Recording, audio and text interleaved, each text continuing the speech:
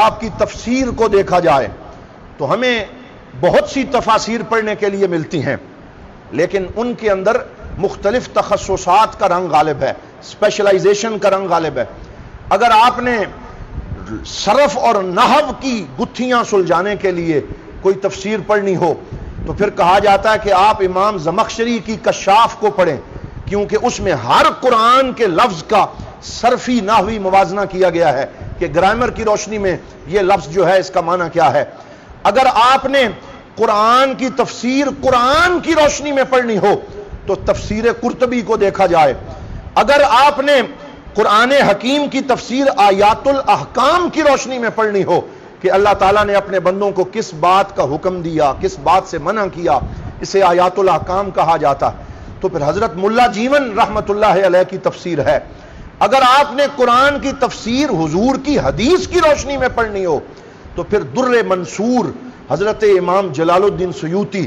اور امام ابن کثیر کی تفسیر ابن کثیر ہے، جس میں ہر آیت کو حدیث کی روشنی میں اس کی تفسیر بیان کی گئی ہے۔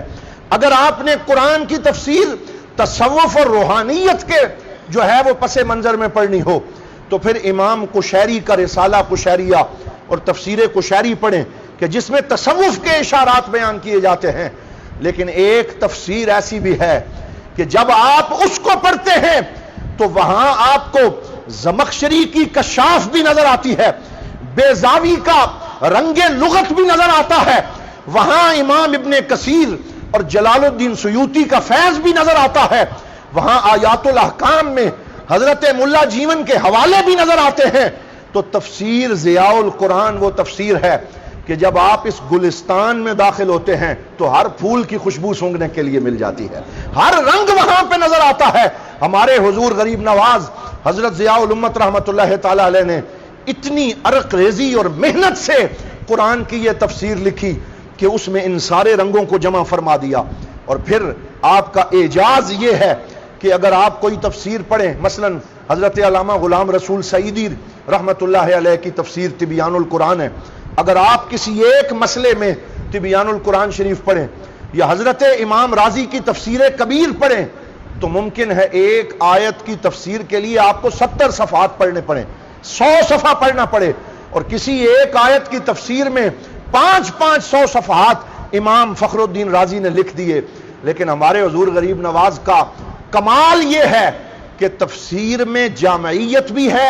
جامعیت میں اختصار اور توازن بھی ہے۔ جب آپ ضیاء القرآن پڑھتے ہیں تو جو باتیں